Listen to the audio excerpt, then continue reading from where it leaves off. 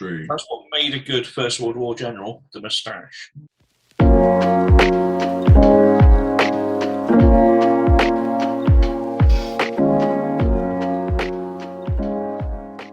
Hey guys, welcome back to another PewHub Podcast. We know it's been, we know that, we've been away for a little while, but we're back now. So, hold on to your hats. Today we're going to be talking about archetypes of players on the Airsoft field and how to avoid being any one of them, or, avoid being in all of them if you need to. Obviously, I'm joined by my co-host Mike, as always. We'll just kick it off. So, Mike, the archetypes. Shall we get started with number one? Well, you've got the list. These are in no particular order, so it's not one's worse than the other. It's just almost the top 10 dickish behaviours that we could think of. We've had some feedback from various parts of the Airsoft community. So, Rob, should we just start from the one we got at the top of the list? Yeah, of course. So, number one is the SAS Soldier. Oh, fuck.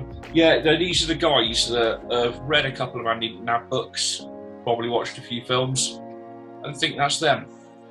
They're guys that have never served a day in their life and yet know all the terminology and will spend the day only talking in military slang, and quite often getting it completely fucking wrong. I've genuinely been at games where you've been dug in and people are like, oh, if this was real, we could call in little birds. A couple of problems with that. First of all, no, we couldn't. We're British. British Army don't have little birds, so we probably are not going to be able to fucking call them in, are we? But also, it's a game. If it was real, you probably wouldn't be able to shout hit and go and respawn. It'll probably hurt a bit more and have far longer lasting consequences. There are people that have claimed to have PTSD from Airsoft. It's not a joke. It was on a Facebook group a while back, and that person was ridiculous. So it's these people that seem to think they're a cut above other people that are playing with toy guns. Yeah. So that's number one. Number two is quite similar, but not quite. I've called him the Mission Impossible. Oh, is this the guy that thinks he's Tom Cruise in the Mission Impossible films? Yeah, or, your Jason Bourne, your Keanu Reeves. Or female, could be a lady, because she thinks she's Charlize Theron. These are the people that have to do exactly the same as everyone else, but with a bit of flair. So they've got to use a little bit of parkour or slide everyone on their fucking knees, and they can't just go through a doorway. They've got like somersault through it or something. And I see it quite a lot. You get quite a bit of it in CQB where people think it's more tactical, and it's not, because you make a hell of a lot more noise. And it's just, oh, come on, guys. It's a fucking game. It's a fucking game. There's some of these are a little bit more deep, a little bit more in depth, but some of them are like really self-explanatory. It's just a case of just chill out, Winston. Yeah, but like with the Mission Impossible guy, also you could argue that that's someone that might just be enjoying themselves. Yeah, the thing is, most airsoft sites, the barricades are not built to be climbed on. They're and by actually jumping across them, you're actually more likely to cause more injury than anything else. You don't always know what's on the other side, so leaping over, you might land on someone. There's actually, some. I see it from a different side of things because I'm also involved in marshalling on sites and running events, and you've got to think, all the things that could go wrong. And a lot of the time, sites brief don't power slide across barricades, and don't climb trees, and people seem to don't think it applies to them. Well, yeah, good point, well made.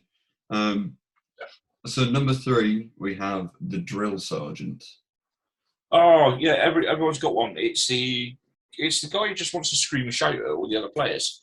Normally stands behind everyone, shouting, attack, attack, attack, or get in there. But they're behind, and they will spend the entire game at the back barking orders to everyone else. And again, normally people ignore them. Some teams will be organised to they'll have someone sitting back watching what's going on. But quite often you'll get the guy that he'll turn up completely by himself, and he will put himself in charge of the team. And it normally only takes a game for people to realise he's just a weirdo with no friends in his 50s living in his mum's basement or something.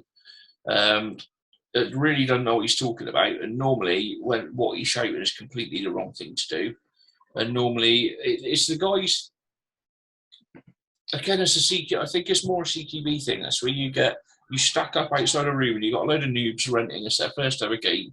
And you've got this guy finds like leeches onto them and almost forces them to run into a room where they're going to get absolutely hammered, but he doesn't go in with them. And it's like you don't. That's not how you do it. If you want to get people to attack, sometimes you've got to do it through inspiring them rather than just screaming at them. Yeah, well, it's kind of like it just reminded me of the leadership style of like World War One generals. You know, they just scream to do the thing and they don't do it themselves. Without the suave and the style. Not as good moustaches. True. That's what made a good First World War general, the moustache. It's always the moustache. The next one, I think, it's a little less to do about gameplay and more to do with like the social aspect of it. It's the Gun Snob. There's a story attached to one of these as well. These are the guys that, spent a couple of grand on their gun, whether it's an HPA setup or Systema, or if they've just got a high-end AG and they've spent loads of money on it, Vortex scopes, and then they'll be wearing Cry Precision or something similar, and there'll be thousands of pounds worth of kit. And then because you're turning up in jeans and a hoodie, using a rental gun, or you've got a combat machine, you're somehow less than them. And it really, really winds me up because people have got different budgets and but also they've got different priorities.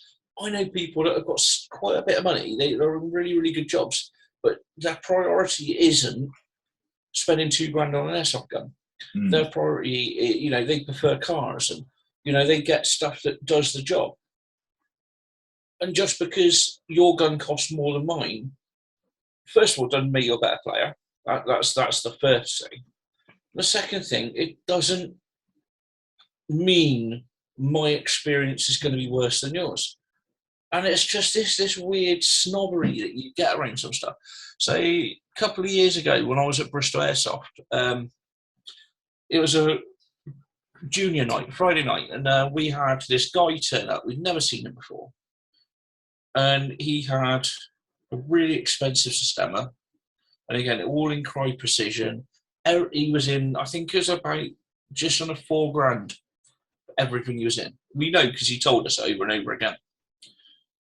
And he actually came in when I was chatting to one of the marshals, a guy called Pete, who was a bit of a lump actually. He was quite a big bloke. And one of the kids came in, and at this point in time, he would come on a Friday night with a camouflage, it was like a onesie thing. And he had one of those orange monstrosity guns that you pick up at a market, like the zombie hunter ones that you can pick up at a market store for like 30 quid. And that, at that moment in time, that was all his parents could afford. And he would turn up on a Friday with his mates that he'd made playing airsoft. And the thing is with CQB is it's the great equaliser. You don't need the best gun. You don't need great range because you're close quarters and fucking man. His gun done what he needed to do. And this guy started making fun of him. So you got a grown man making fun of a 13-year-old child. I'm not going to say boy, he's a child. And made him cry. So we sent this lad off to the safe zone to get ready, and one of the marshals went with him to make sure it was all right. Pete blocked the door, and we tore this guy to shreds. Verbally, we didn't touch him. We threatened to, and we tore him apart for being a bully, and made it clear to him if he didn't adjust his attitude, he would have the worst night of airsoft ever. I mean, what right has someone got to treat someone like that? It's bullying for a start, whether it's a child or not. But the fact that he went for a child, for me, makes it worse. But, you know, I've had some cracking games where I've just gone out with a pistol. I've had cracking games with borrowing where I've not intended to play. I haven't been needed to marshal, so I've just picked up a rental gun. It's, for me, if you want to spend $2,000 on a gun, and that's what you want to do, that's amazing. Do it. Fine. Don't belittle someone because they cannot spend or don't want to spend $2,000 on a gun. I mean, I wouldn't now. There was a time I would have, and I've owned HPA, I've had recoil, I've had TM recoils, KWA recoils. I've had pistols worth £600, you know, custom made for me. I've done that, and I enjoyed it at the time. But now I just want something practical. I want something I can pick up and use. You know, my new CQB gun is going to be the TM MP5K PDW. Probably going to do nothing to it because you don't need to because it's a TM. I'm certainly not going to look down on someone who buys a Cyma or, you know, one of the kind of the cheaper brands, because we've all got to start somewhere. They might not have the same disposable income that I've got, or again, priorities. I mean, I could buy this stuff, but I'm saving up for a holiday. I'm going to Costa Rica next year, which got me paid for. And for me, that's a priority over buying an expensive gun. Yeah. And I just don't get it. I just don't get the mentality of making someone feel shit because they don't have the same disposable income to put into airsoft that you do. I don't understand the mindset. I don't get it. I mean, I know teams that you couldn't get into. They would not let you play with them if you didn't own either a Polar Star or a Systema. So, like, you had to spend £1,500 on a gun, right, or it wouldn't even talk to you about playing with. And the thing is, it's like, it just, like, elitism doesn't really it doesn't feel like elitism should really have a place in airsoft, because it's definitely not skirmishes. Definitely not your normal Sunday skirmishes. I think no. Maybe if you go to like a massive like Milsim event. But it's Milsim, and there's also, to a degree, weirdly, the one place I think you could almost see it is like IPSC shooting, competition shooting, where actually it matters. And not how much you spent, but more what you've done. So if you've got a WE high capper and you're taking on someone with a TM high capper and then a custom built one from Clarence, there's clearly going to be a difference, because the person with a TM is going to have the edge on the WE because it performs better. And then the guy with the Clarence Custom is going to have the edge again because it's going to perform that much better again. If that is where extreme accuracy, speed of shot really matters. Whereas, because you've got a score on small targets. Yeah. When you're skirmishing, you've got a fucking body to hit. And it doesn't matter if you clip their fingernail or hit them dead set, in the centre of the forehead. It's a kill shot. So you don't have to be as accurate. But even then with IPSC, you don't get the snobbery. I've competed there, and you don't get the snobbery with it. You'll get people will appreciate your kit. And if you've got something that isn't up to it, like weirdly, we had a guy use an Armourer Works pistol, and he was told, look, it's good for now. You will want to look to get a TM at some point. And he did, because it wore out. We started at the same time. I started with a bog standard TM Gold match. He had a bog standard Armourer Work, high capper, I can't remember which one.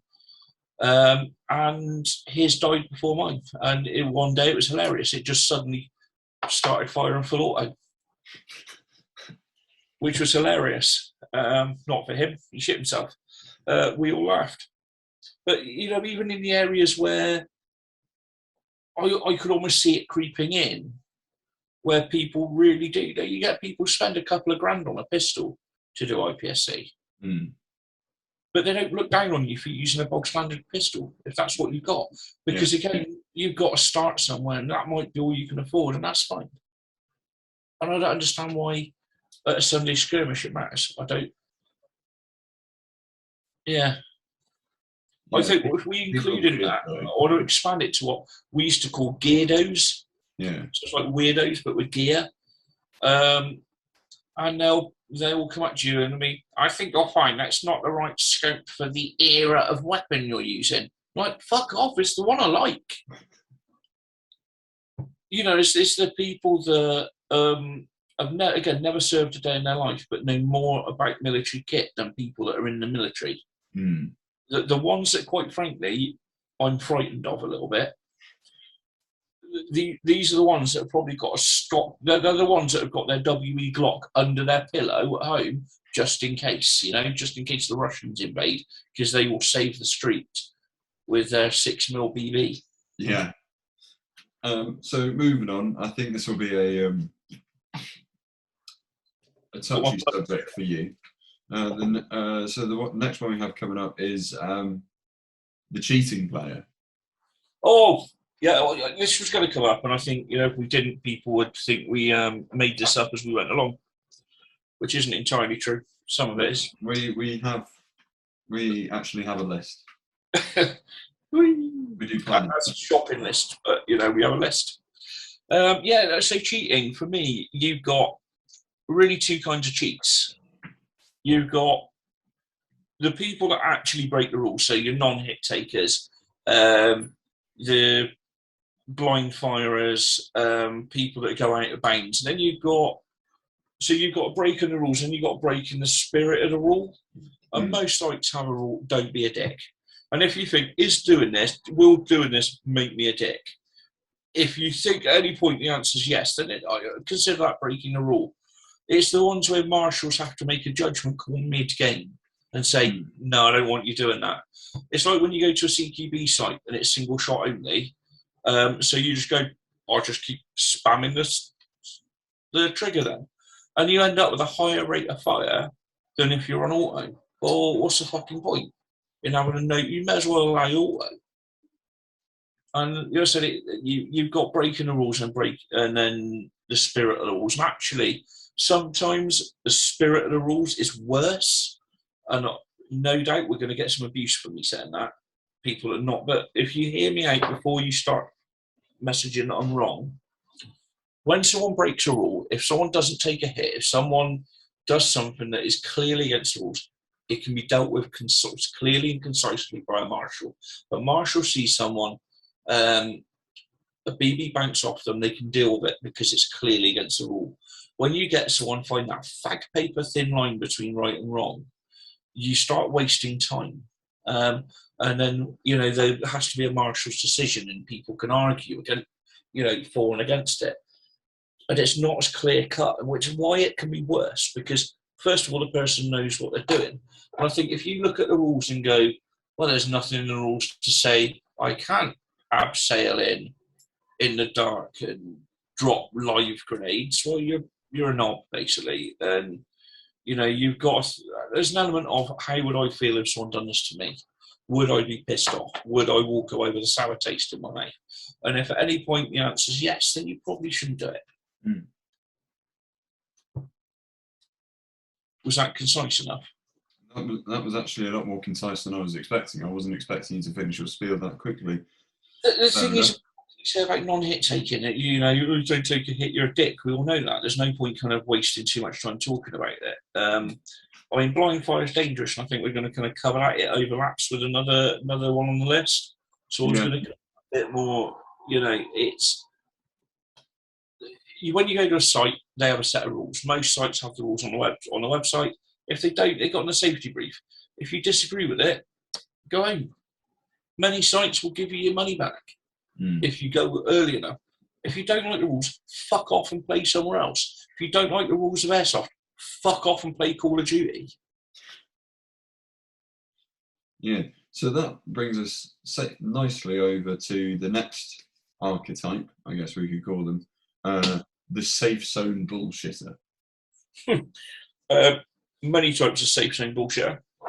It's essentially anyone that bullshits in the safe zone. So you get the complete Walter Mitties who will make out that they were on the balcony in the Iranian embassy. It's an interesting fact. They've released a challenge coin that you can only buy if you are on the balcony of the Iranian embassy. It's limited to 2,500. Going to get some comments from people. It wasn't 2,500. No, that's the joke.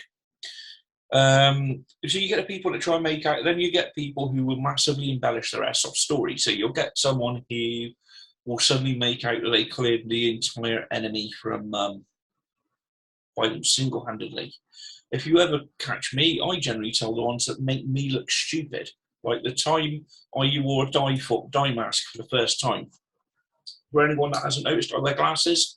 And I was told a dye mask is great to go over them because it will fit over your glasses. Yes, you've got to pull it forward and ease it back, but it doesn't fog and you can still see. This is absolutely correct. And I was at a private event at Strike Force in Gloucester, or I think it was a charity do, because a regular player died that used to play a lot at the courts in Bristol, and I went along, donated a raffle prize, played with raising money for a cancer charity that, for one of the places that supported him in his last months of his life. And I put mask on, and in fairness, the mask didn't fog up. My fucking glasses did. And I got the best kill streak ever. I had about a 12 or 13 person kill streak. And I was absolutely feeling great about myself until I found out it was my team. I'd taken out my entire team because all I could see was body shapes. I couldn't see what direction they were moving because all I could see was shapes. And I wondered why no one hit me. It's because they weren't shooting at me because I was on their team. The enemy team saw what was going on, left me alone. Now, I'll tell stories like that, but you get other people will twist that, and I done a 13-person streak, and they won't tell you that it was their own team. And you get the bloaters that will bloat actual events, and yeah, it's just, I don't know how to break this to people. It's been said a few times in these podcasts. You're playing with a toy gun. It's not that deep. It's a fucking toy gun. A lot of it don't matter. No one's really impressed. You do get people come out, especially after a good game, talking about this. But it's normally people talking about other games, because if you try and gloat about a game you've just been in, people will pull you up for it. So it is normally about, I was at this event 2 years ago and I've done this. I'm like, well, why didn't you replicate that sort of behaviour today? Why today were you just hanging around at the back like a fucking idiot? So moving on to the next person, kind of going back to kind of sort of in the vein of, I guess, sort of cheating, is the Overshooter. Yeah, it takes one BB to hit someone. I do understand that even with my unique skills in Airsoft, I can't stop the other 6 that have been fired behind it. But I have seen people take 12 BB to the back of the head at near point blank range, and I've seen people, you'll call hit and they'll just hit the trigger another couple of times for fun. And it's also about where you shoot as well. There's overshooting and kind of, it's like, I've got this thing about, I would never ban headshots because I actually don't think it's practical to ban headshots in Airsoft, because if someone just pokes their head out, I think it's fair game. But I do think you should be encouraged to not aim for the head if there's something else to aim at. But also, most Airsoft games are so inaccurate that you can aim for the body and it can just blow up at the last second and hit someone in the head. So it should be a case of headshots should be a last resort. They shouldn't be banned, but there should be don't be a dick. It comes down to don't be a dick. 90% of Airsoft comes down to don't be a dick, and and obviously I come from more of a CQB background where it's more of an issue because you're closer. And it's people, you just don't need to do this. It's just causing pain where you really don't really need to. Which again, I think probably segments into another one as well. But overkill is just, everyone complains about it. No one likes it, so why fucking do it? Yeah. If it comes at you right, would you like to be continually pummeled after you've called hit? No. Don't fucking do it. And don't also use it as an excuse. Well, get out of the way then. I will if you stop fucking shooting. You know, people use it as an excuse and they try and shoot through that person behind them. Yes, the person who's dead should get out of the way, but also you should allow dead players to move. Yeah. Well, the thing is, like, overkill is such a touchy subject that we did an entire podcast about it. Yes, we did, which is why I'm trying desperately not to go into too much detail on it, because people should just watch. Was it episode 4? Yeah, I think so. With Brad, yeah. And we cover headshots. And it is a touchy subject because the second you talk about headshots, there's a certain group of people that follow a certain person that will just be on you. Because, you want them banned. No, I don't want them banned. I've never said I want headshots banned. I said completely the opposite. I don't think they should. But I think players should be adult enough to go, do you know what? Don't aim for your body. Yeah, I agree. Moving on from the Overshooter, we have dangerous players.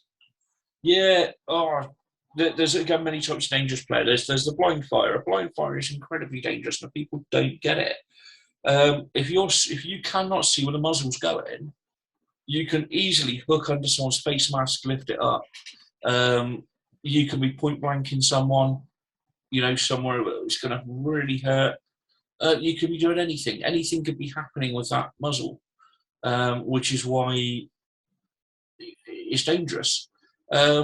People who remove their eye protection mid-game, and they do exist, these people are out there, because, the people that walk into safe zones with mags on,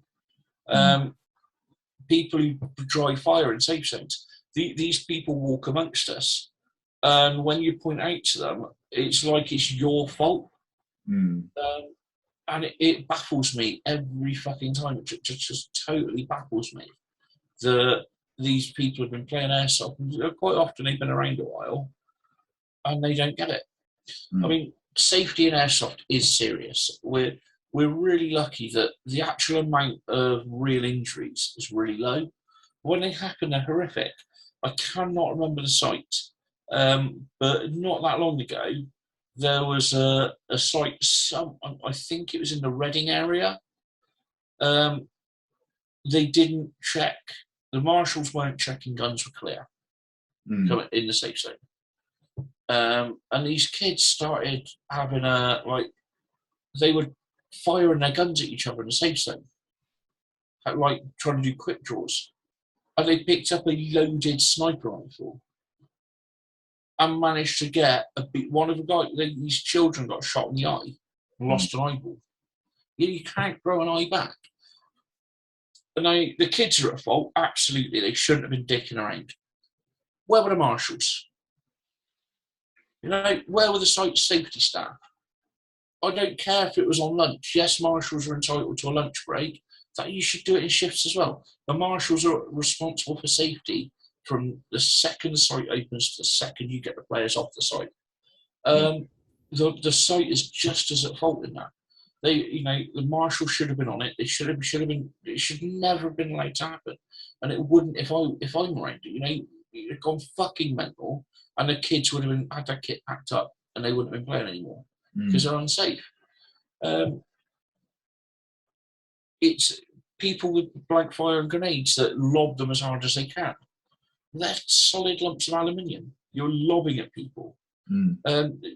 At Spartan, we banned them from use on stairs and in dark rooms because the chances of hitting someone in the head with them. I've been at sites where they don't care, and you've got people bowling the bloody things across the site, and people think it's funny, and then you get people fucking around with pyro,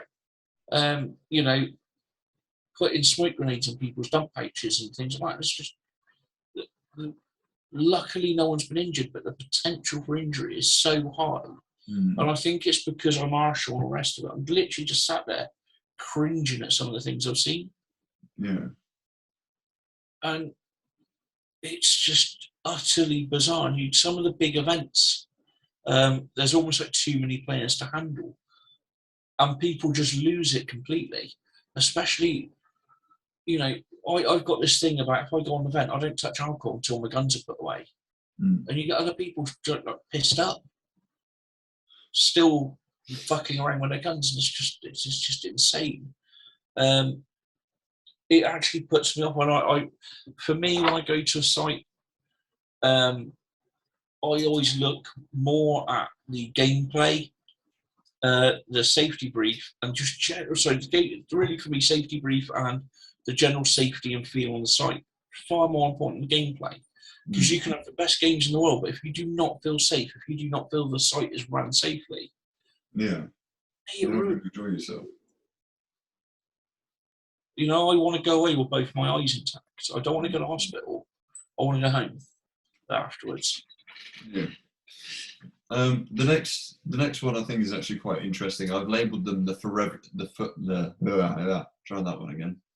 So I've labelled them the forever ready ups. So the guys that take forever to get ready in the, you know, with their gear and all their stuff.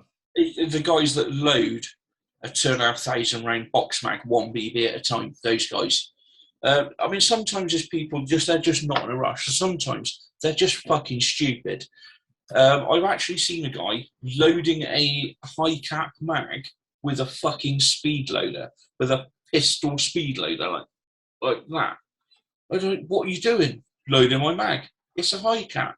Yeah? You just pour the BB in. This is quicker. You're on about, well, it's called a speed loader.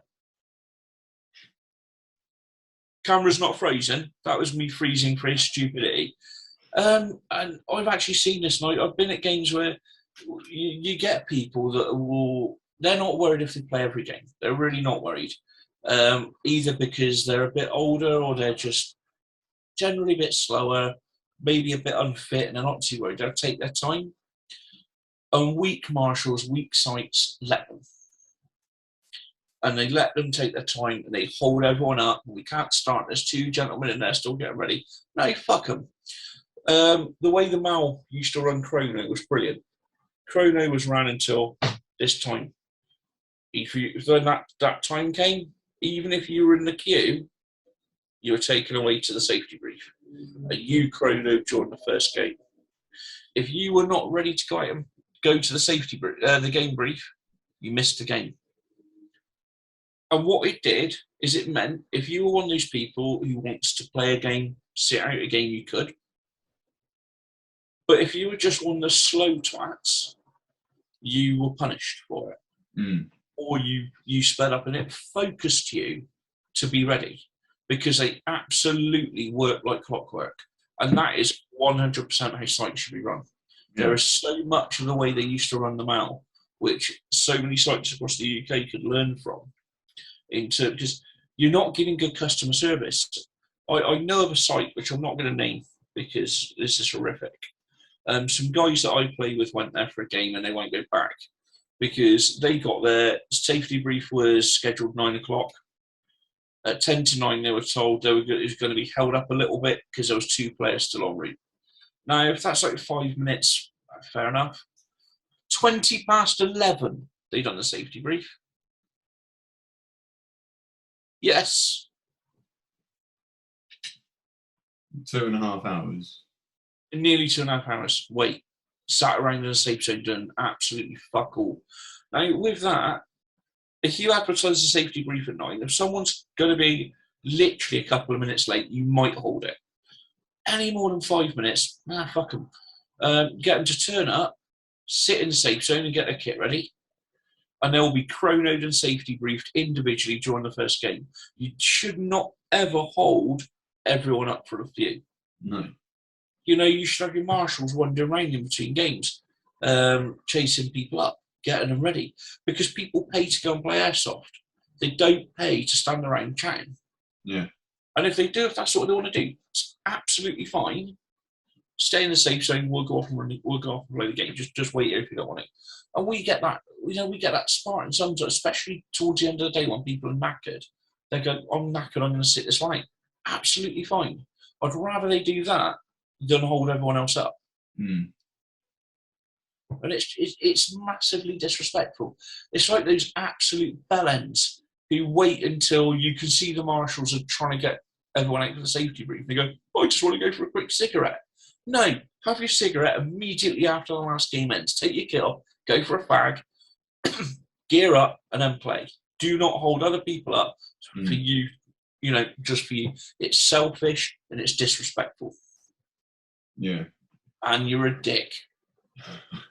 Which is the whole point of the video, to try and, the whole point of this podcast, to try and avoid you doing this. And therapy for me. Gets it off my chest. Yeah. And last but very much not least, we have the last archetype, which is the sadist. We kind of covered it. This is people who just want to hurt people. They just want to hurt other players.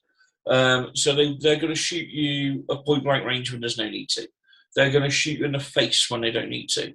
They're going to do everything they can to draw blood on another player because they think it makes them a better airsoft. A little hint for you here: it doesn't. Makes you a cock. Mm. You don't need to. You don't need to hurt someone to have a good time. And there are people that they're just hell bent on causing pain. We've all seen videos of 40 mics being shot at someone's face from inches away. Mm. What's the point in that? What is the point? What do you achieve from doing these things? What do you achieve from shooting someone in the back of the head 12 times at point blank range? When actually you could have just tapped them on the shoulder and they could have had the opportunity to go, or just one quick shot into their attack gear. If it's a site where you have to shoot them, it comes down to, don't be a dick. If you don't have to do these things, don't do them, because I almost guarantee if I'd done that to them, they'd kick right off about it. Yeah. And it's like, people will walk into a room, they'll see a load of people with their hands up, and they'll just try and shoot them in painful places because normally they're so shit at airsoft. It's the only way they're actually going to get to shoot another person, and it's just pathetic. It really is. And you've got to remember, some of these people you're overkilling and shoot, causing unnecessary pain to. They might be new. They might be brand new, whether it's to the site or to the hobby in general. And if you treat them like that, are they going to come back? Would you come back if some prick ran around point blanking you in the face? No. Some people enjoy it, and we do see people that actually get a thrill out of it. But they're weird. They're masochists. They're the people that pay women lots of money to stand on their junk. They're strange people. Most people don't want it. And it's not to say, we don't want to get shot. I don't mind getting shot. I don't mind getting shot in the head. I do mind getting shot in the head. I have a rather large frame you can aim at.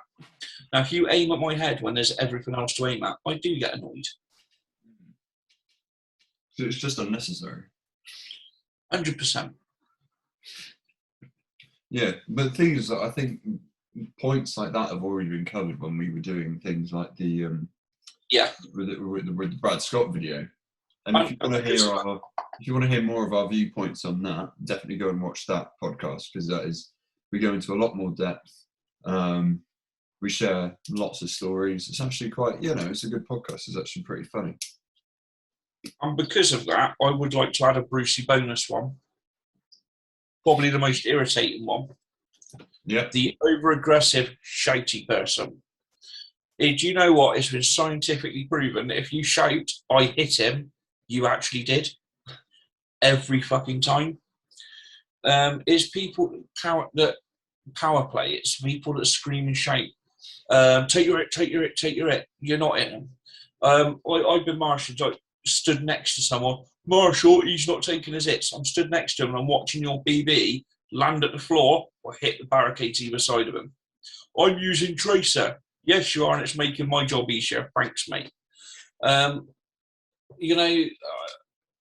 think we've kind of mentioned this. No, I don't think I've ever met an airsoft who's missed a target. They all claim to have hit absolutely everything first time. They are all the American sniper. And then, but you get it with marshals as well.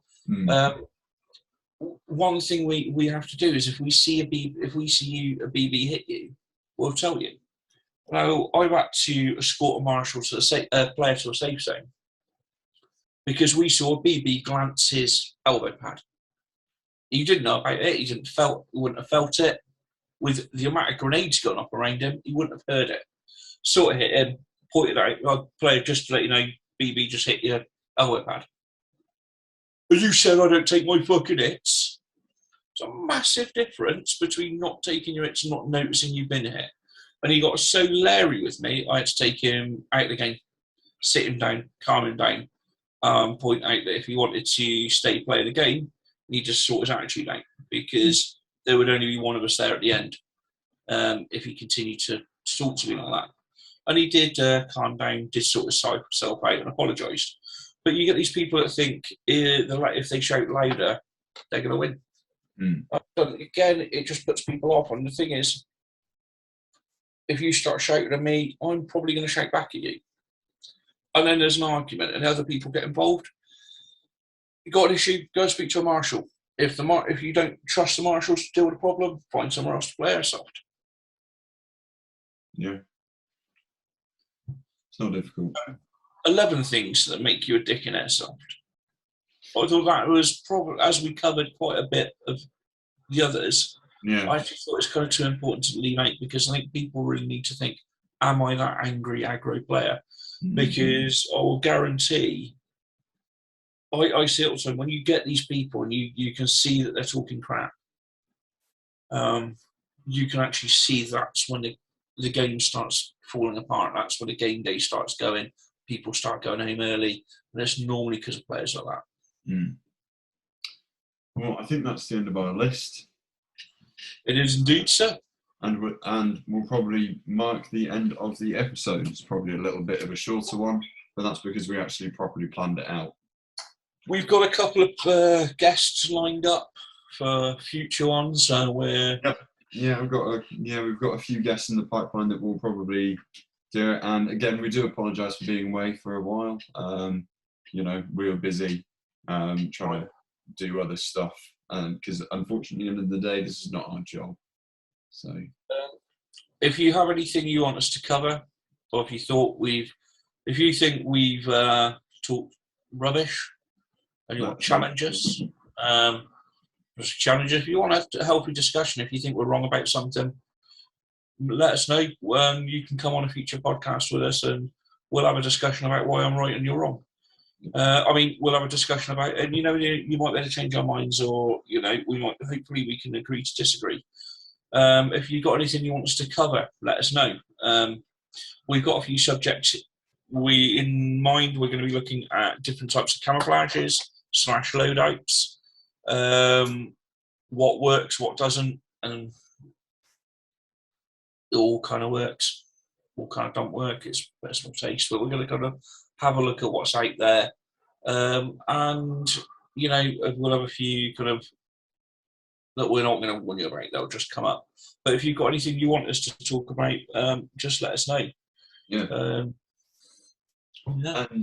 So once again, thank you very much for watching. If you stuck with us for this long, comment, I made it to the end, or something like that, because that would really help us out. And it would just, it'll be interesting to see how many people actually watch or listen all the way through. Thank you very much for watching. This has been the PewHub Podcast, and we will see you next time. Cheers, guys.